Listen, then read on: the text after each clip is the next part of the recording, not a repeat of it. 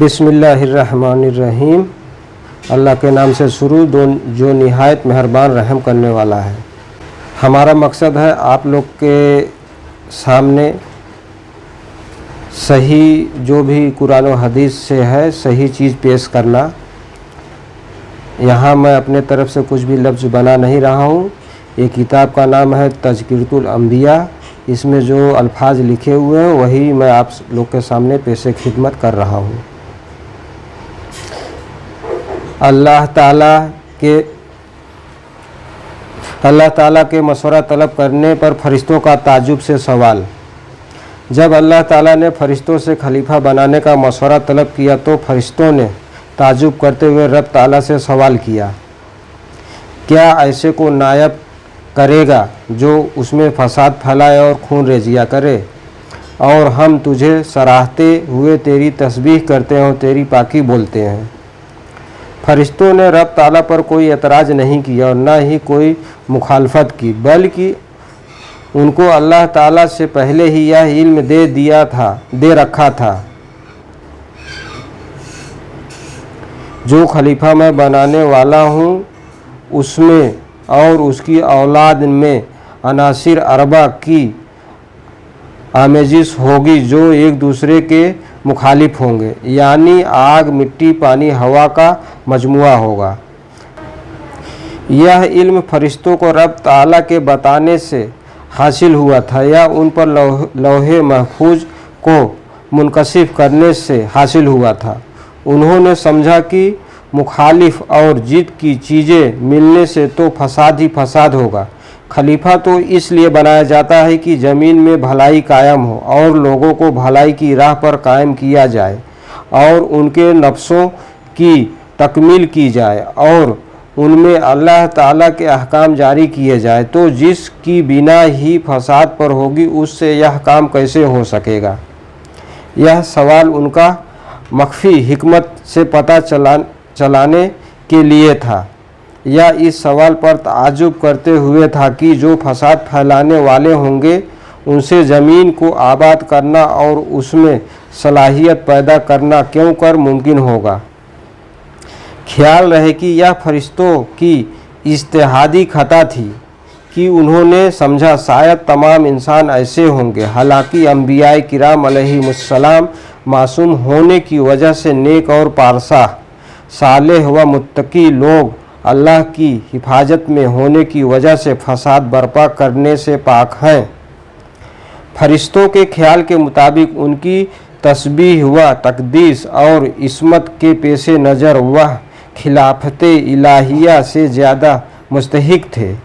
ان کے اس طرح کے قصور علم کو ظاہر کرنے کے لیے اللہ تعالیٰ نے فرمایا، یعنی اے میرے فرشتوں، میں وہ سب کچھ جانتا ہوں جو تم نہیں جانتے۔ محض تسبیح و تقدیس معیار خلافت نہیں اور نہ ہی مختلف اور ایک دوسرے کی ضد عناصر سے مرکب ہونا منصب خلافت کے منافی ہے، بلکہ خلافت کا معیار یہ ہے کہ اللہ کا خلیفہ جن چیزوں کا غیروں کو حکم دے ان پر خود بھی عمل کرے۔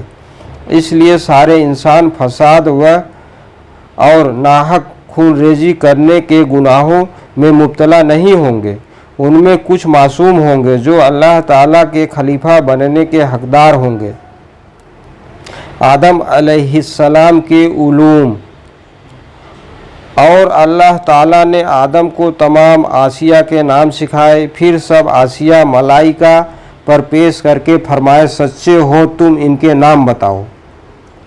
حضرت ابن عباس، اکرمہ، قتادہ، مجاہد اور ابن جبیر رضی اللہ عنہ کا ارشاد ہے، اللہ تعالیٰ نے آپ کو تمام چیزوں کے ناموں کا علم عطا کیا، یہاں تک کہ بڑے اور چھوٹے پیالے کے نام بھی بتائے۔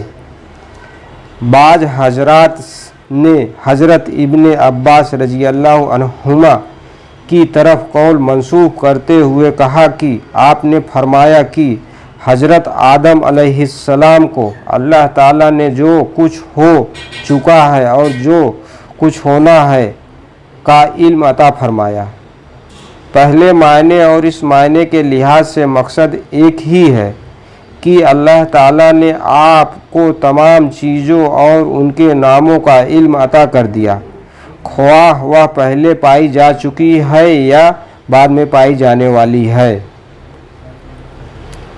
امام راضی علیہ الرحمہ نے فرمایا کہ آپ کو تمام چیزوں کی صفات اور نعمتیں اور خواص تک کا علم عطا فرما دیا گیا تھا۔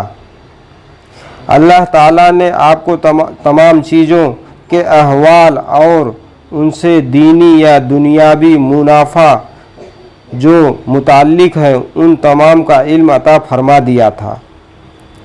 ایک قول کے مطابق آپ علیہ السلام کو تمام زبانیں سکھا دی گئی، اور ایک قول کے مطابق آپ کو تمام ملائکہ کے ناموں سے آگاہ کر دیا گیا، اور ایک قول کے مطابق آپ کو تمام ستاروں کے ناموں پر مطلع فرما دیا گیا تھا۔ علامہ آلوسی رحمۃ اللہ علیہ نے مختلف اقوال نقل کرنے کے بعد حکیم ترجمی کا قول نقل کیا کہ اس آیت کریمہ میں اسماء یعنی نام سے مراد اسماء الہیہ ہے۔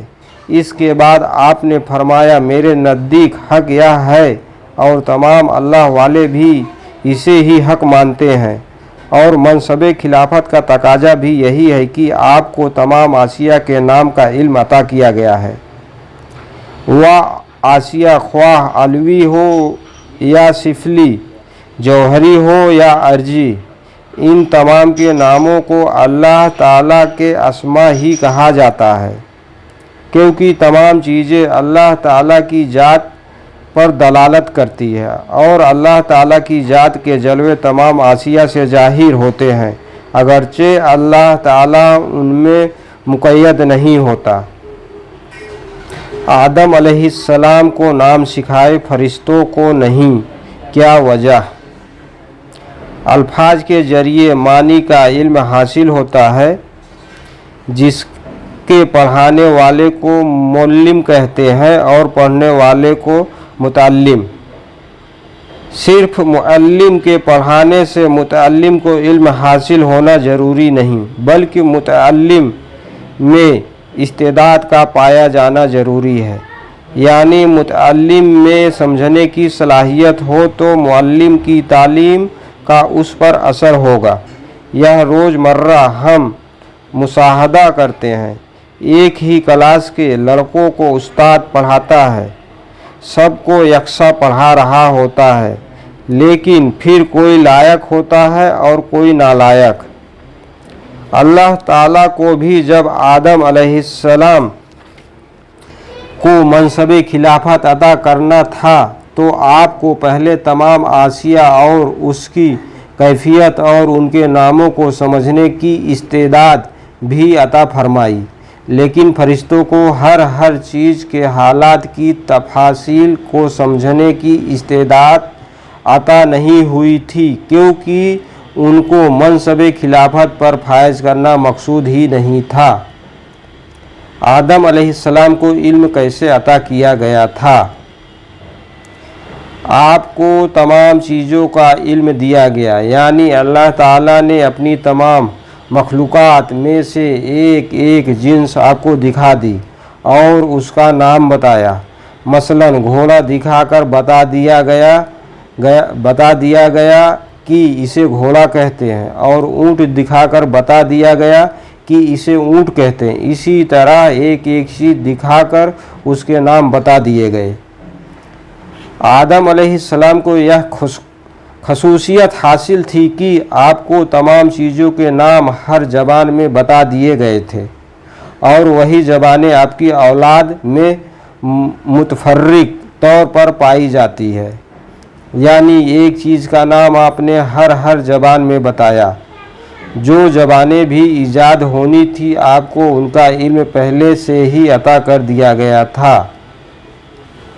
فائدہ: آدم علیہ السلام کو تمام چیزوں کا علم دیا گیا، ہر چیز کے نام ہر زبان میں سکھائے گئے، تو سید الانبیاء صلی اللہ علیہ وسلم کو علم کا مقام کیا ہوگا؟ आला हज़रत मौलाना अहमद रज़ा बरेलवी रहमतुल्लाह अलैह ने इस तरह तहरीर फरमाया, रहमान ने अपने महबूब को कुरान सिखाया, इंसानियत की जान मुहम्मद को पैदा किया, मकाना व मायकून का बयान उन्हें सिखाया। आला हज़रत ने नबी करीम सल्लल्लाहु अलैहि वसल्लम को इंसानियत की जान कहा। हज़रत अल्लामा आलूसी ने तफसीर में तहरीर फरमाया, तमाम जहान का एक जिस्म है और नबी करीम उसकी रूह है। जिस्म का क़याम बग़ैर रूह के मुमकिन नहीं। इससे पता चला कि हुजूर नबी करीम सल्लल्लाहु अलैहि वसल्लम कायनात की जान है। और आला हज़रत के तर्जमे से यह वाज़ेह हुआ कि इल्मुल बयान का मतलब यह है कि हबीब पाक को इल्म अता किया गया है। इस पर अल्लामा करतबी की जामिउल अहकामिल बयान की तफसीर मुलाहजा हो, यानी इल्मुल बयान में ज़मीर मंसूब का मरजा इंसान है और इससे मुराद नबी करीम सल्लल्लाहु अलैहि वसल्लम है। और इल्मुल बयान में बयान से मुराद या तो हलाल व हराम का इल्म और गुमराही से हिदायत देना, और यह जिस तरह बयान किया गया है कि बयान से मुराद माकाना व मायकून का इल्म है, क्योंकि नबी करीम सल्लल्लाहु अलैहि वसल्लम ने अव्वलीन व आखिरीन और क़यामत का जिक्र फरमा दिया है, यानी आपने सभी गुजरे हुए और आने वाले वाक़याते क़यामत से मुतल्ला फरमा दिया, तो आपको माकाना व मायकून का इल्म हासिल है। मैंने उर्दू तराजिमे कुरानी का तकाबुली जायज़ा पेश करते हुए अपनी किताब में बहुत सी तफासीर की इबारत नकल करके वाज़ेह किया कि सारे तराजिम में से यहाँ आला हज़रत का तर्जमा ही बाकमाल है। इल्म के फ़ज़ाइले अक़लिया व नक़लिया, तफसीर कबीर और अजीज़ी के हवाले से इल्म के फ़ज़ाइल पर मुख्तसर बहस पेश खिदमत है। फ़कीह अब्दुल लैस समरकंदी रहमतुल्लाह अलैह ने फरमाया कि आलिम की सोहबत में हाजिर होने से 7 फ़ायदे हैं, ख्वाह उससे इल्म हासिल करे या ना करे। नंबर 1, वह शख्स तालिबे इल्मों के जुमरे में शुमार किया जाता है और उसका सवाब पाता है। 2, जब तक उस मजलिस में बैठा रहेगा गुनाहों से बचता रहेगा।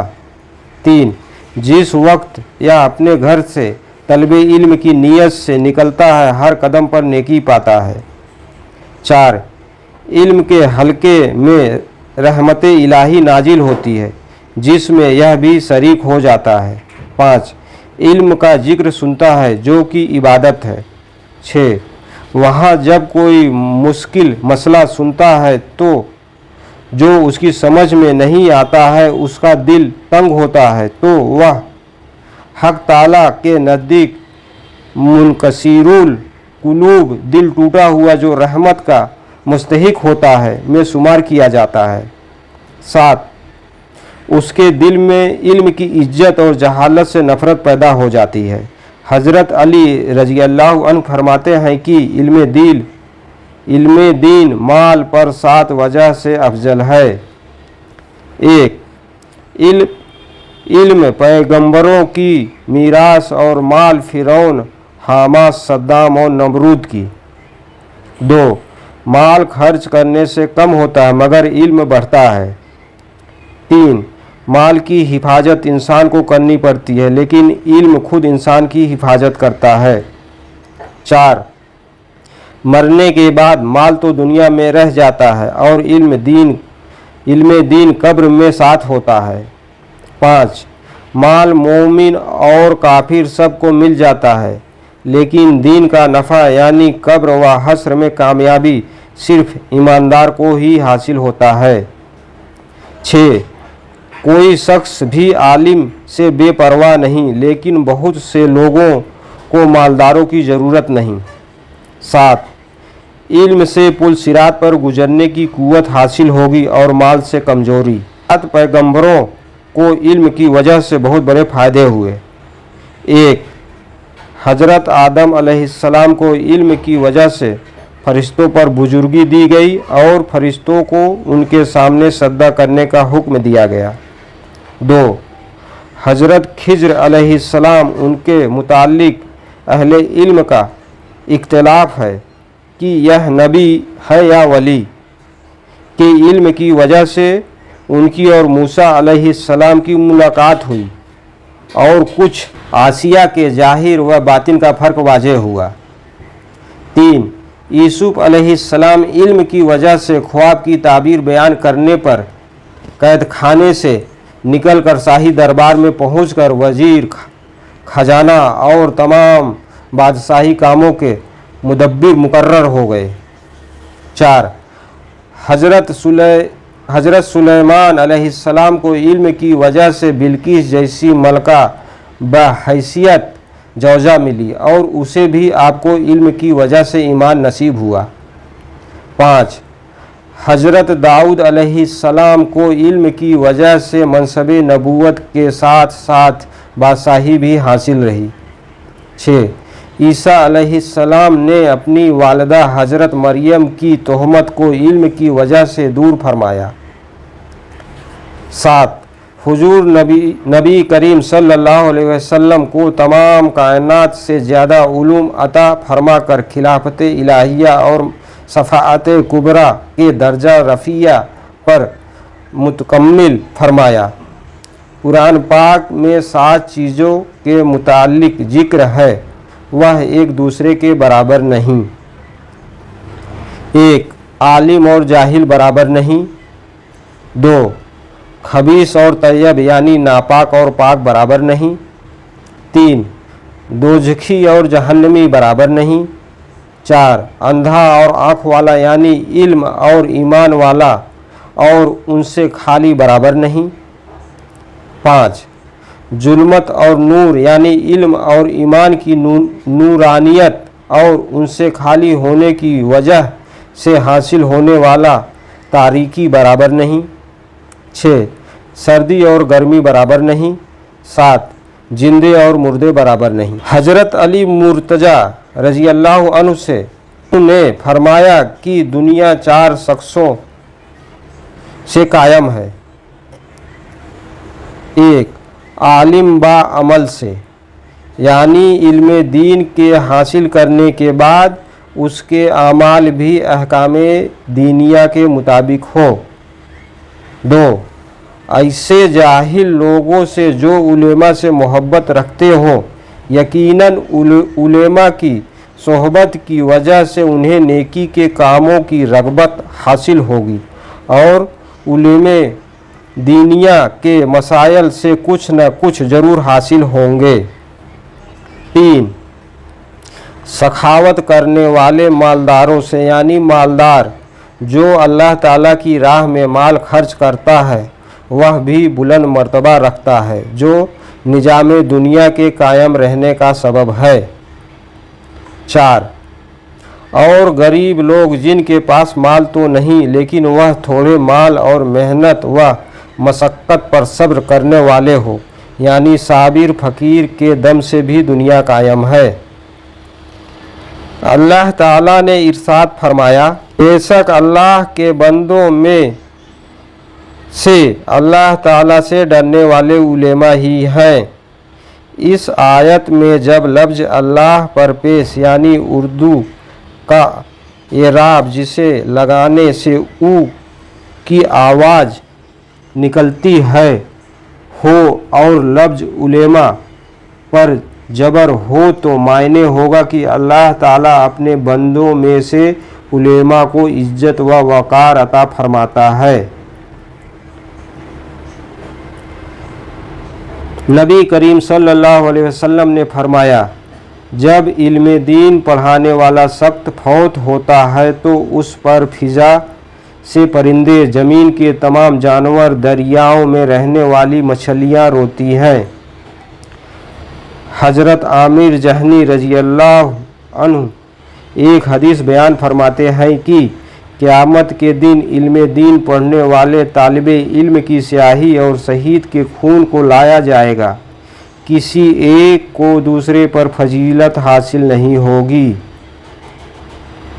हजरत मुसअब बिन जुबैर रजी अल्लाह अन्हु ने अपने बेटे को कहा, अय बेटे, इल्म हासिल करो। अगर तुम्हारे पास माल भी हुआ तो इल्म तुम्हारा जमाल होगा, और अगर तुम्हारे पास कोई माल ना हुआ तो इल्म ही तुम्हारा माल होगा। अल्लामा इमाम राजी रहमतुल्लाह अलैह ने फजीलते इल्म में इस मकाम पर बहुत तवील बहस की है। मुख्तसर तौर पर कुछ जिक्र किया गया है। हजरत आदम अलैहिस्सलाम की पैदाइश। अल्लाह ताला ने फरमाया, बेशक हमने तुम्हारे असल आदम को मिट्टी से पैदा किया। मजीद इरशाद फरमाया, याद करो उस वक्त को जब आपके रब ने फरिश्तों से कहा, बेशक मैं एक बशर कीचड़ से बनाने वाला हूँ। इससे मुराद आदम अलैहिस्सलाम है।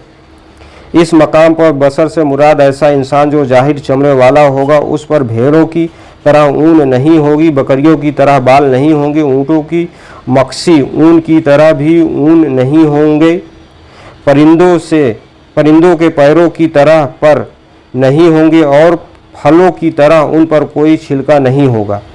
बेशक हमने इंसानों को चिपकती हुई मिट्टी से पैदा किया।